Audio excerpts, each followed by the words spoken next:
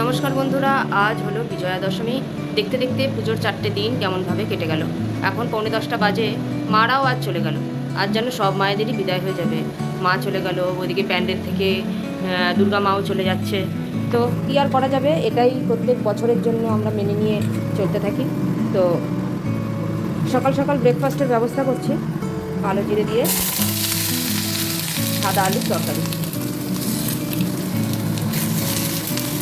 আর একটু আটা দিয়ে রুটি করবো। ময়দাটা তো আমাদের জ্যাসমিনের পেটের সমস্যা হচ্ছে বলে খাওয়া বারণ, তাই একটু আটা দিয়ে রুটি করবো। তো চলো ব্রেকফাস্টটা করে নিই ঝপাঝপ।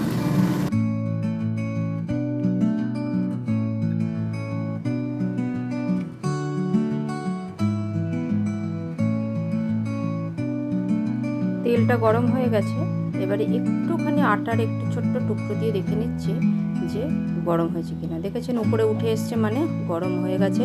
এবারে লুচিগুলো একে একে করে ভেজে নেব, আর ভেজে নিয়ে সব তার আগে জ্যাসমিনকে খেতে দিয়ে দেবো, তারপর আমি খাবো।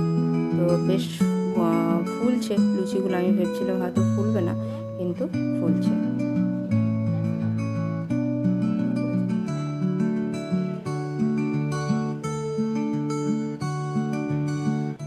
তৈরি হয়ে গেছে আমার গরম গরম এক থালা ফুলকো ফুলকো লুচি। সকালবেলা এরকম একটা হলেই তো মনে হয় বেশ একটা ছুটির আমেজ। তো আর এদিকে সাদা আলুর তরকারিও রেডি।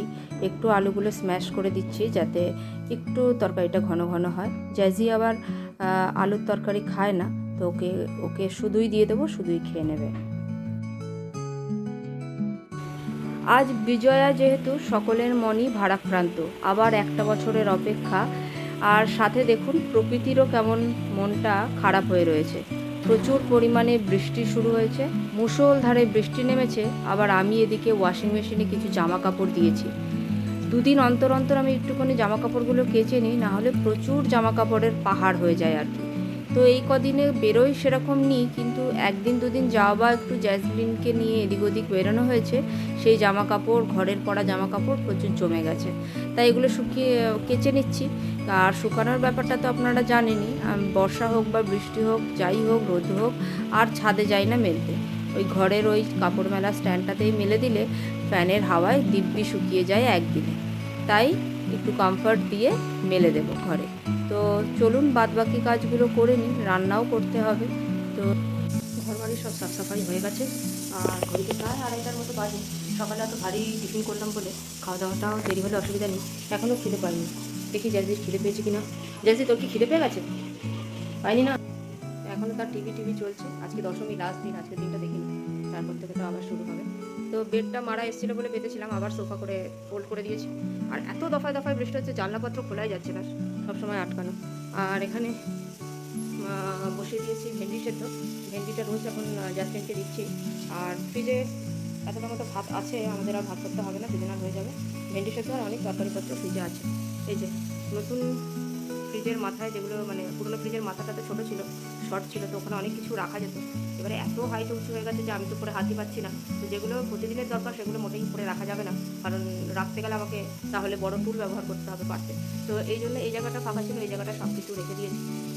এই জায়গাটা আমার মাইক্রোওভেনের জায়গা, নিচে মশলাপাতি থাকে, তারপরে মাইক্রোওভেন, তারপরে জায়গাটা রেখেছিলাম কেকের ওভেন বসাবো বলে। তো ভাবলাম বছরে একবার কেক হয়, তার জন্য একটা কেকের ওভেনের জায়গা করে লাভ নেই, তাই এটাকে খোলাই রেখে দিয়েছি। আর উপরে থাকে কিছু সেরামিকের বাসনপত্র, ডিনার সেট ইত্যাদি। আর একদম উপরে যে জায়গাটা, সেখানে অনুষ্ঠানের জন্য যে বড় বড় গামলা করাই হয় সেগুলো রাখা আছে। তো ফ্রিজটা ভালো। আমি এবার একটু স্নান টান করে এসে জ্যাসমিন আর আমি খেয়ে নেবো।